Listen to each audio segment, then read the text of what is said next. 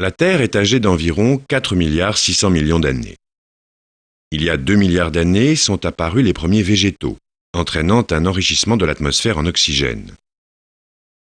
La végétation s'est peu à peu densifiée et sous l'action de l'énergie solaire, une partie de l'oxygène s'est transformée en ozone.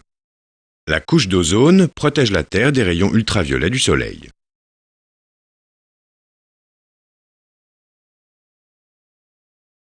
Les chlorofluorocarbures, ou CFC, et les halons, dégagés notamment par les bombes à aérosols et les réfrigérants, détruisent la couche d'ozone.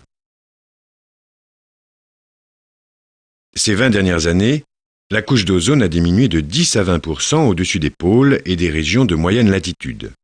Cette diminution est particulièrement importante en hiver et au printemps, au-dessus du pôle Nord et du pôle Sud. Il se forme alors ce qu'on appelle les trous de la couche d'ozone.